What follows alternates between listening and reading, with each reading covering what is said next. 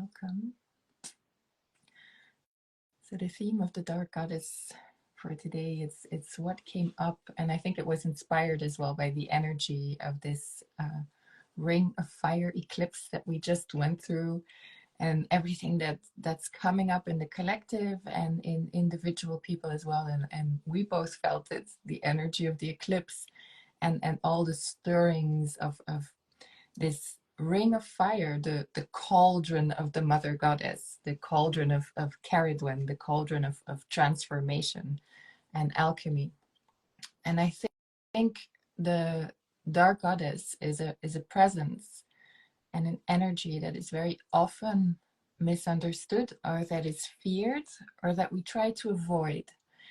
And I feel she's such an essential part of the path, and that it's important to go towards her and to learn to love her and to accept her as a part of the journey and a part of the path and a part of ourselves as well. So maybe we could share something about how we have met the energy of the dark goddess, or what we feel she represents, and how we can invite her in more, or what she has facilitated for us as well. Do you feel like sharing something, Bianca, already around that? Yeah, thank you so much for opening up. Let me know if my volume is okay now. Is it better? Yeah, it is. Great. Thank you so much for opening. And I'm so grateful that we're just jumping on here and having this chat right now. Because as I live, that it's just being moved, and like you said, this whole. Sorry, Bianca, before you go any further, I still have the cutting in and out of the sound. Do you have headphones maybe? Yes, I do. I'm gonna go grab headphones, and Yes. maybe you can share perhaps how. Yeah, of course. Okay, everyone, thank you for joining us. So Bianca will be right back. She's just grabbing her headphones so that the sound is okay for everyone. So our theme for today is the dark goddess, and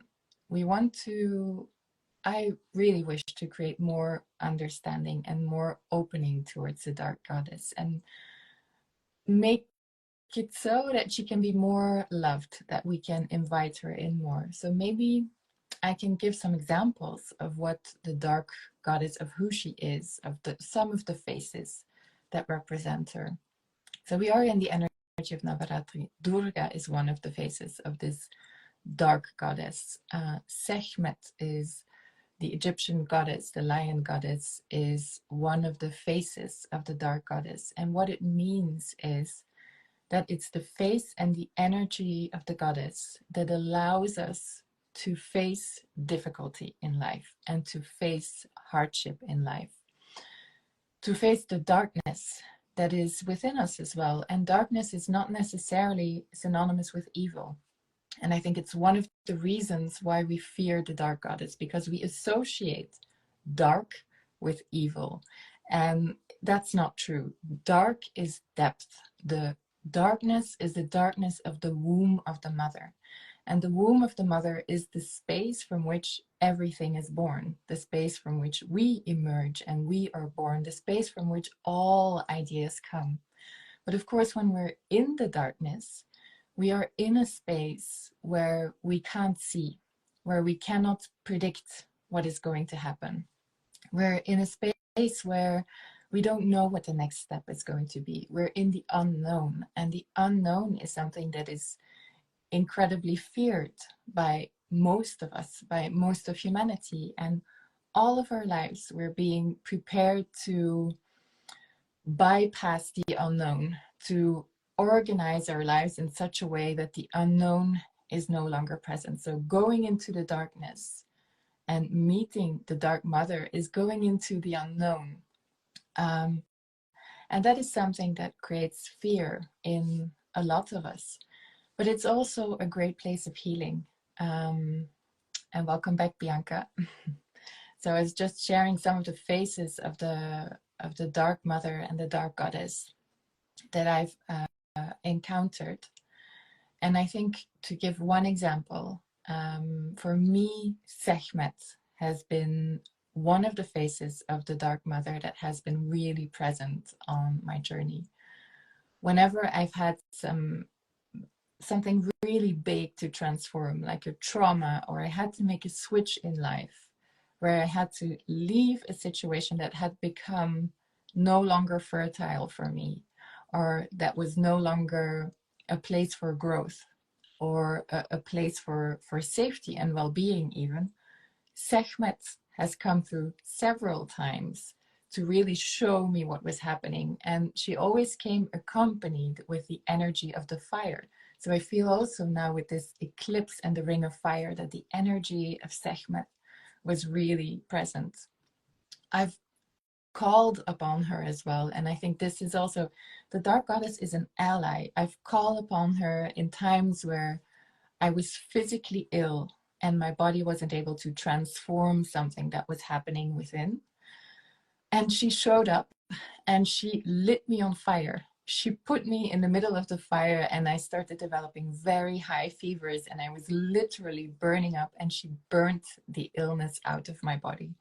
That is one of the aspects and the faces of the Dark Goddess, and one of the medicines with which she works. I feel that the fire energy and the fire aspect is a very strong energy with which she works.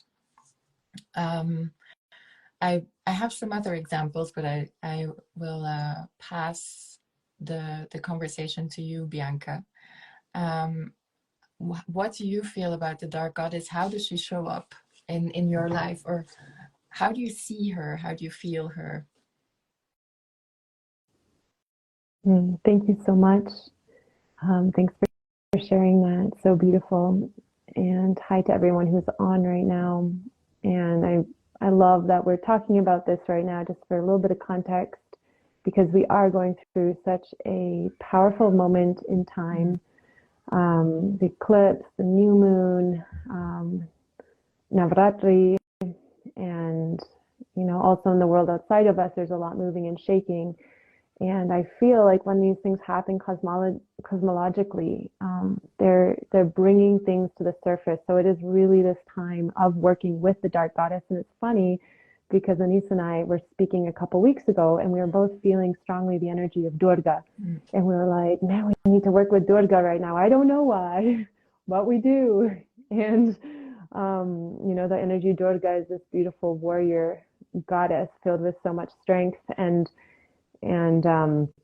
I feel I personally was feeling to call her in because I was going through some pretty intense things coming to the surface in my own life that needed that warrior energy, and need that warrior energy still now to continue moving through that process. So I feel, I was just writing a little newsletter up just before this call, and I was just thinking about how in these times where there's a lot moving outside of us, the most important thing we can do is just create even more space to go inside and meet whatever challenges are coming forward with so much love and so much grace, and with an invitation. And the way that I've been imagining my own shadows coming up right now is as if this Dark Goddess, which, like Anais said, it's not bad. It just means depth, it's just, she's inviting us to go deeper. And so when we feel that sensation of those shadows coming up, and if you don't understand that languaging, you can comment and we can go deeper into what that means. But when you feel those shadow parts of ourselves coming up, those old patterns, those old beliefs, then the way I've been seeing it is just this like beautiful deity, goddess coming forward and reaching your hand out and saying, hey, let's walk through this together. We can do it with grace, we can do it with love, but I'm here beside you, and let us journey together on this path. And that somehow gives me so much ease, because it's no longer this, the fear gets transmuted into an exploration, a curiosity, and a journey. And,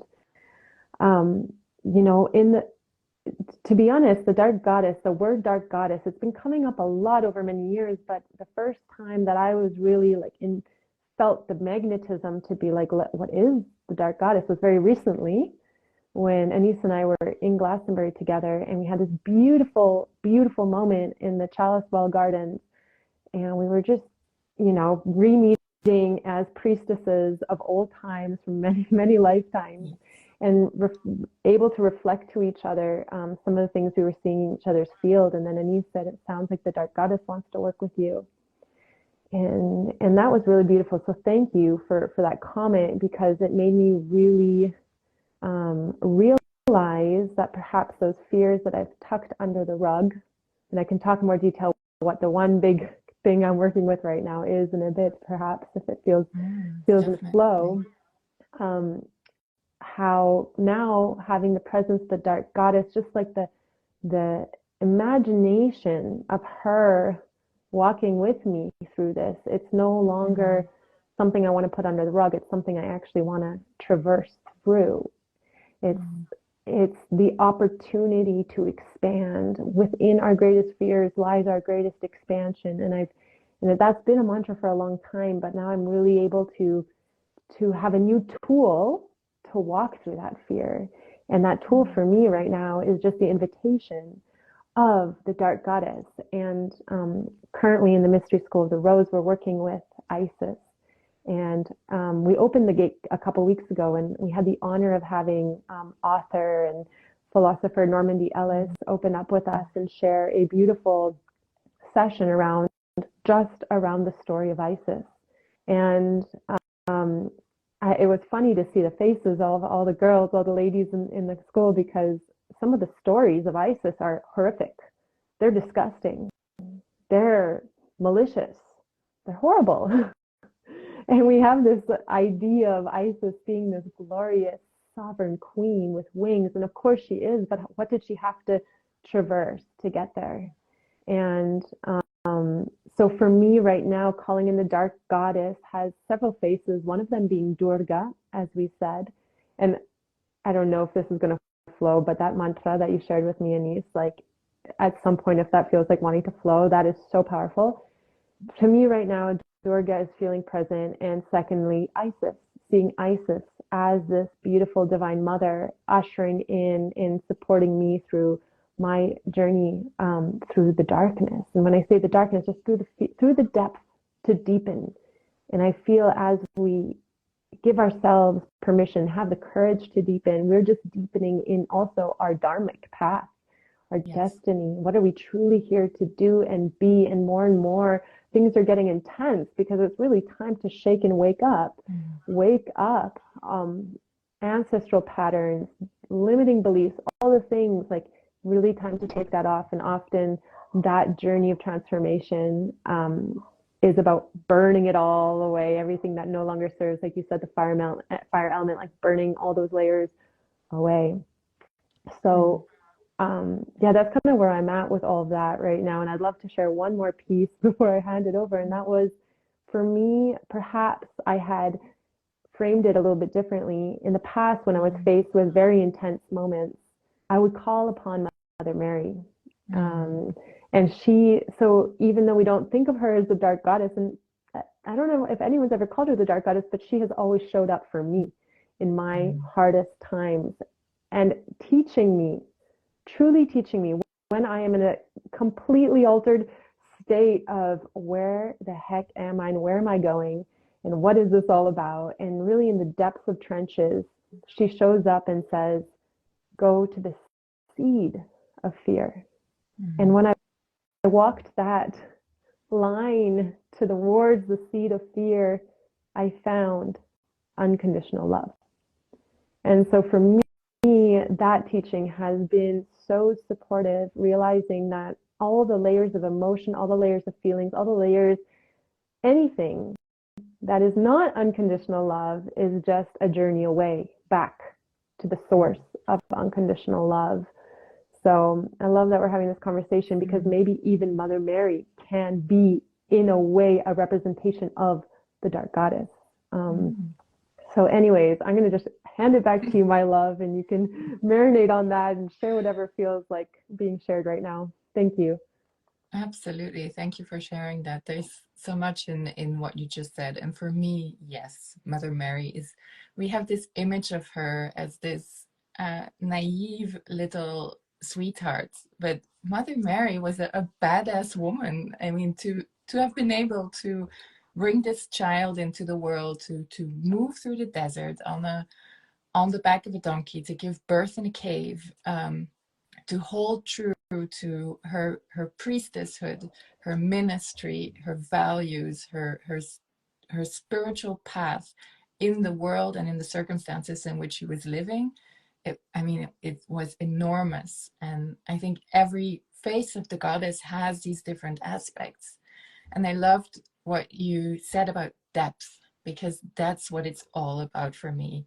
The meeting of the dark goddess and the inviting her in, the accepting her, is really a deepening of ourselves, because we can get caught up in the spiritual path and in the spiritual world, in our expansion and in our elevation and this moving towards the light. But for every moving towards the light, there's also a deepening required, and a rooting in and a going inwards and going underground. For every layer that we go further in the tree of life, in our tree of life, we also go further into the roots and into the soil. So there is this double movement that needs to happen. And I love this image with inviting one of the faces of the Dark Mother in, and then just walking through the difficulty, like walking through the valley of death. Because what is death? It's a death of the ego. It's a difficult moment. It's whenever a big fear comes up in us and we're asked to change something in our lives, and this brings fear up, or we're asked to bring through something new, and there's fear of judgment, fear of rejection, fear of stepping into the space, fear of not being enough. And then she is there and she helps us, as you said, just going towards that thing and just meeting it, and then it dissolves. Because when it's met, it dissolves, and it goes into the space of love. And you talked about Durga as well, and the mantra. And the mantra I shared with you is the Brahm Kavach, which is a Sikh mantra dedicated to the goddess Durga. And I had a very powerful experience actually with this mantra, where I chanted it in a Kundalini ashram it was a 40-hour chant of this mantra. And I was asked to chant this mantra on the stage, to lead the mantra with two other people. And what happened at a certain point was that it was no longer me singing the mantra. It was really the goddess coming through. And it was the many faces of the goddess coming through in her ferocious aspects. Like at some moments during this mantra chant, I felt that every word I was speaking or chanting was a knife going into the audience, cutting through the egos of the people that were there, that were present. And at other moments of the same sentence and the same chant, there was this overflowing, this pouring out of pure unconditional love energy. And feeling this in my body, having the bodily experience of the goddess in all her different aspects, really made me understand that whichever face she shows herself in, it's all love. Whether she's ferocious and she puts us through or in a very difficult situation to confront our ego, or to point to our wounding or bring up our wounding, or whether she puts us in a situation where all we experience is beauty and love, all of it is an expression of love, just to allow us to release within us what we no longer need, and to hold space for more love, and to allow for that deepening to happen. And that for me was such an important teaching, that even the ferocious aspect is an expression of love, because of course she creates everything. She's the creator of everything that we see and everything that we feel, the beautiful, but also the illusion. So she confronts us with all these different aspects, so that we can choose the path of truth and alignment, and let go of those illusions. So that was really a very beautiful and powerful experience for me, that those two go hand in hand. And having gone through, I'd say a pretty challenging year last year. I'd say it was like the most challenging year of my life. I really went into the depths at certain points. I felt her support, her unconditional love and her unconditional support was so present. And this was in the form of Durga, and sometimes Mary Magdalene, and sometimes it was Mother Mary, and sometimes it was Isis, and sometimes it was Sekhmet. But they just allowed me to also to sit in the darkness, because this is another thing I think we tend to do if we're on a spiritual path and we have powerful spiritual practices. The thing we automatically do is we go and sit on our yoga mats, or we do a meditation to try to move the energy. And her message was actually, no, sit with this, sit in the sadness and sit in the pain, and allow yourself to feel it, really feel it in every part of your body. And then when you have really, really felt it, then you will be able to move it, but not before it moves through every layer of the body. And I think this is such another important aspect for me, the work with the mother and the dark mother. It's all about the body and allowing yourself to feel it in the body. For women, it's about the womb as well. Allowing yourself to feel it in the womb and to move energies in the womb and to transform and alchemize there. But it needs to be able to move through the body before it can be alchemized and transformed. And that's this going into the soil and coming out of that, those difficult experiences. Afterwards, I really now realize how fertile those periods were, how much of a deepening happened during those spaces of depth and of going inward and walking through the valley of death, and how it was really this fertile soil that was being created, like the journey of Osiris before he gets his chance to be reborn. So it really shifted my perspective on these difficulties and these difficult times as fertilization processes, as deepening processes, and not as something that we have to shift as quickly as possible. Thank you so much, love. Aho to that. Aho to that. And as you're speaking, I'm just witnessing the soil with so much nutrients, sunshine, rain, just abundant. And from that, the rose growing even stronger, even more beautifully, with luscious, divine petals of the beauty way, and strong thorns of her boundaries, and just the wholeness of her continuing to expand and grow through these moments of depth, through these moments of walking hand in hand graciously with the dark goddess. So that's so beautifully said, love. Because as we were preparing for this call a little bit, just sharing the topic of the dark goddess, it's like also we're also sharing about rose consciousness, and it all goes hand in hand. And for us, the rose is really, for me, it's such a guide of how to live. It's just a map.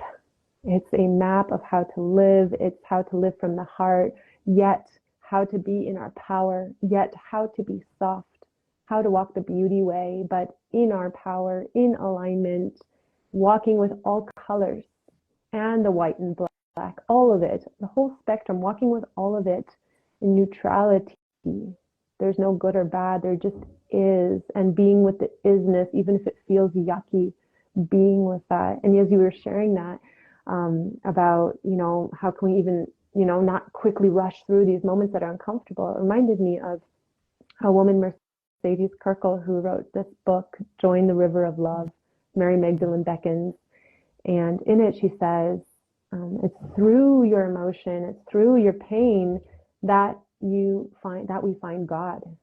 And that resonates so much. It's so like, it's through those moments of fertilizing our soil, that we connect to a deeper depth of our soul, of the divine spark essence within us. And so thank you. And to all of you who are perhaps yourselves experiencing right now a moment of difficulty, and maybe you are, it's very possible, because we are going through this intense astrological moment where these things are coming up to fertilize us so that we can grow, so that we can become even more sturdy and centered and strong to navigate a chaotic, seemingly chaotic world that we're living in. And it all begins with this inner journey and finding union within, and then hopefully using those eyes of union to see union outside of ourselves. Yeah, thank you so much for sharing that. I had many little bubbles come up while you're speaking right now. I can't even connect to any of them, so I don't know if something's actually, yes, something is coming up. And I just wanted to share like a story about how perhaps the dark goddess came into my life, and how it nourished so deeply the soil of my rose of creation, my rose of being, and how that's coming up again. And it's actually a similar spiral of the rose that is coming forward again. And for me, that came up, has a lot to do with plant medicine, and specifically with grandmother plant medicine. And many years ago, about 9 years ago, I sat for the first time with this beautiful medicine. I had a very profound awakening experience, and worked a little bit more with her in that time frame. And then for many years, I was like, that's enough, that was perfect. And I didn't hear this calling from her anymore. And especially with plant medicines, it's like a very clear yes, or it's a very clear, she's not calling me, so I'm not going to go do anything like this, because it's not calling me. So many years later, I had a strong whispering in my ear from the grandmother, and she's like, it's time. And I was like, oh geez, are you sure? And she's like, it's time. And I received where, with who, and how, and when it would be. And next thing I know, I'm there. And it was this in the ceremony up in Chiripo, in the mountains where I now live. And in that ceremony, I had one of the most profound experiences of my life. My body asked to move itself outside of the maloka, and then I just started dancing, and all this Shakti energy was moving through me. And then, as if there was like an electrical voltage that blew down through my crown, I started just feeling and remembering many, many, many, many of my lives, and the way I walked on this earth, and the way I walked in the stars. And it was such a profound experience. It was such an empowering experience, because I was in complete disbelief of who I was. I was like, wow, seeing myself in all these embodiments of the goddess actually incarnate on earth, which is what we actually are. But to remember that, wow, and to feel that, wow. And so in that moment, it was the most empowering, truly empowering experience of my life, because I really got to experience myself as the divine, remember myself as the divine, feel myself as the divine. And through that experience, it just unlocked all my power again, all my sovereignty, and cascaded to a bunch of different things. And one of the things that birthed in that moment was the archive of the Mystery School of the Rose. And it changed the trajectory of my life, truly. Going from teaching yoga teacher trainings to priestess trainings, and taking all of that into the realms of the feminine, taking all of this very beautiful yogic practice, which is amazing, what a technology, but also very steeped in the masculine, and transferring it into an approach of the feminine, coming an awakening of consciousness through the dance of the feminine. And I'm talking about this because I really did, with the support of Mother Mary and with the support of the whispering of the presence of the goddess, enter into that temple space. And now again, many years later, I'm asked to go into another initiatory journey and deepen with a grandmother. So in December, instead of Egypt, looks like I'll be going to Colombia to be with a Kofan for some weeks to deepen into that journey. And there is so much I don't even want to speak it, but I am calling heavily on Durga and Isis and Mother Mary and all my allies right now to support me in really going there with an open heart, with deep trust, and with unconditional love. And so that is, thanks for listening to my story. I'm just sharing really authentically, like how, like what I'm navigating right now and how I'm working with the dark goddess, which to me is just really the sweetest image of Isis and Mother Mary. I'm like seeing them around me, and Durga, and they're all riding their beloved animal allies, the tiger, and they're here just graciously extending their hand, and they're saying, hey, let's approach this with curiosity. You're going to be okay. And I know from the depths of my heart and my soul that on the other side of whatever this experience is like the most beautiful, luscious rose. So this process is a fertilization of my soil. I know that. And I feel so blessed that I get to navigate this with consciousness, that I get to actually witness the initiation, the fear around the initiation, with consciousness around it. So I'm inspired, Anais, to ask you if you feel to share your biggest,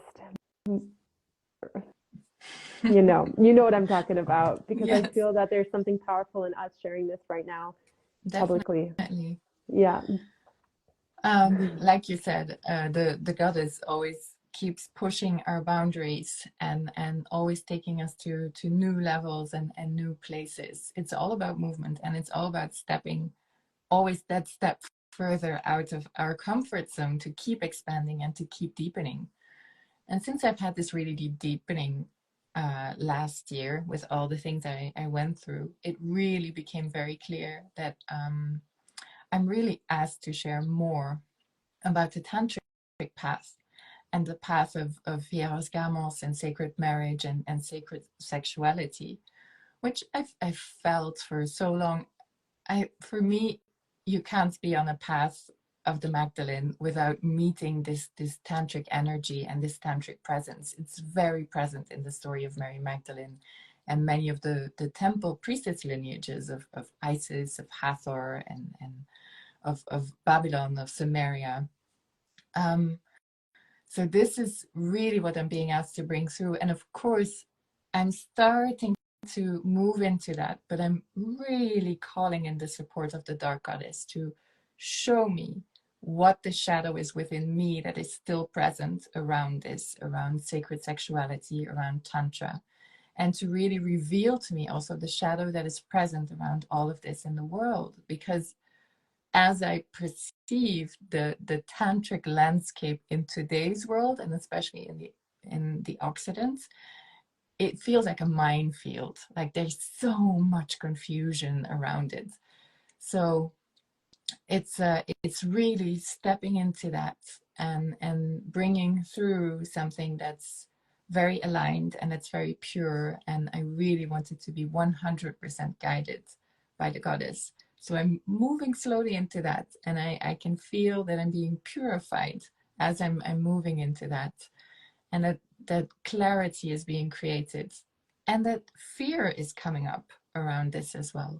So this is really also where she's helping me, of meeting those fears. And I think it's present in your sharing as well. It's once we're on this path and we're committed to the goddess and we're committed to the rose, she will make us move towards what it is that we fear. Because as you said, behind it is the greatest gift. Behind it is a new petal of the rose, or a new circle of the rose unfolding and unfurling and opening. So that is what is happening. So yes, it's a never-ending journey of deepening. And I guess the dark goddess, what she helps us do is really face the ego and the parts of the ego that are comfortable with where we're at, and that maybe don't really want to expand, or that don't want to go to a new space or a new place.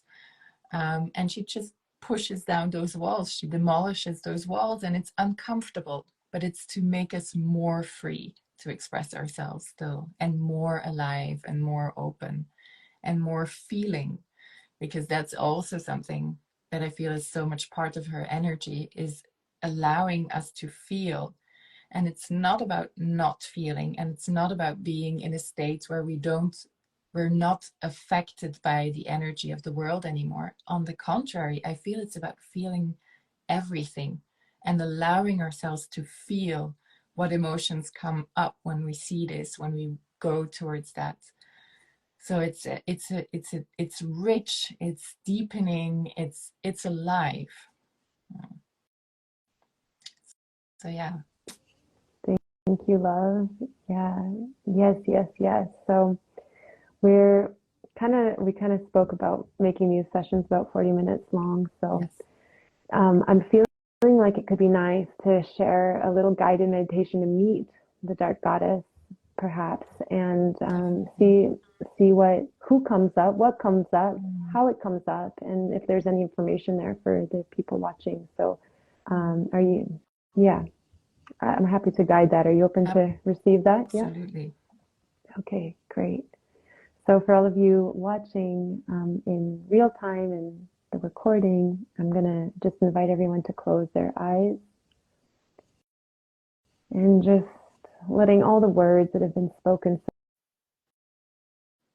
a place in the mind and the body, and perhaps already just through the conversation things have come up for you, and there's reflection around what great process you're going through or not going through.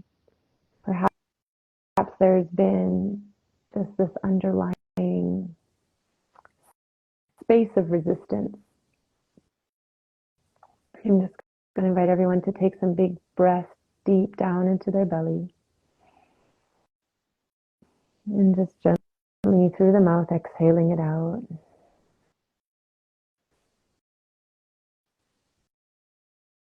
Connecting down to the womb space, the energetic womb space, so both man and woman, down to the space of creational cauldron of creation, the cave, the chalice, and just staying there and breathing there, and just bringing in this beautiful vision of this chalice filled with liquid gold. And with every breath, that gold is just slowly making movements within the chalice, small waves of liquid gold in this chalice that sits in the space of the energetic womb. Just through this, perhaps you are breathing a little bit more deeply and your spine elongates as a very natural energetic alignment happens.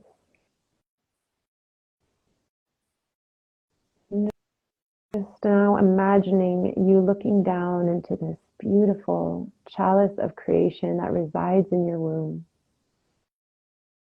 And the golden liquid starts to shimmer and shine a reflection back to you. And everyone is just looking down into that chalice, into the gold, and starting to witness what you see reflected back to you.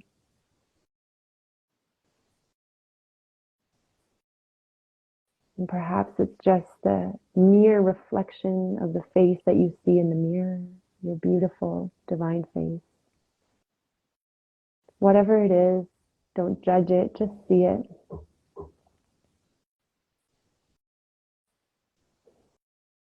And in this moment, I'm just going to make a prayer to the faces of the dark goddess, the energy, the dark goddess, she who invites us to go deeper in life so that we can reach higher into the light, root down deeper into the depths so we can be brighter, expand into fullness, expand into our destiny. Inviting her in to reveal to us perhaps a path, a symbol, reveal some information to us to support us in nourishing this new depth.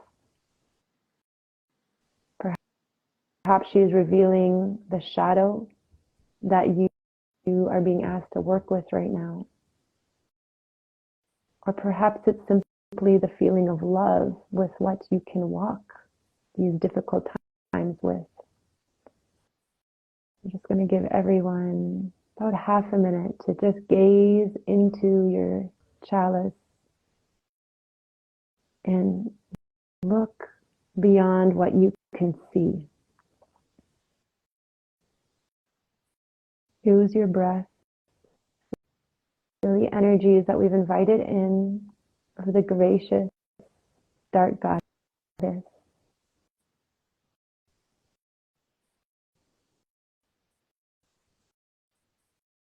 Starting to reveal to you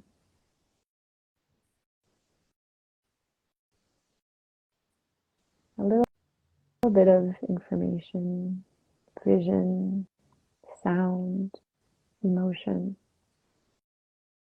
And simultaneously, as you see, your breath deepens and the courage fills your energetic womb and fills your spine.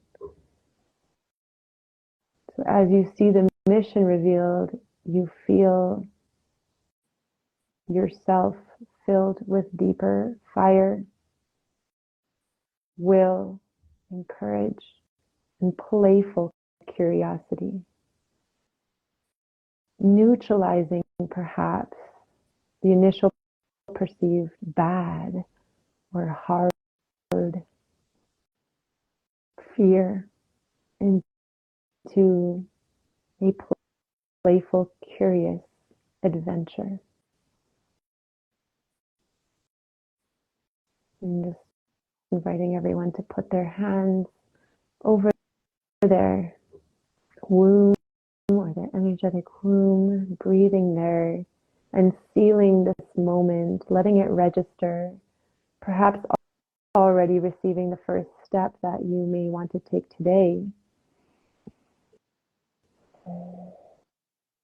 to go deeper into this journey. And just taking a moment to thank whatever goddess appeared for you, whatever information was revealed to you, whatever sensation you felt. Just thanking the circle of beings that are collectively in this journey together right now, for holding space for one another, to be focused together. So take one more deep breath. And one big exhale.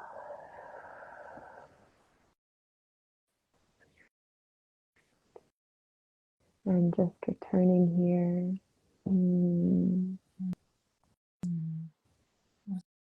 It's beautiful and powerful.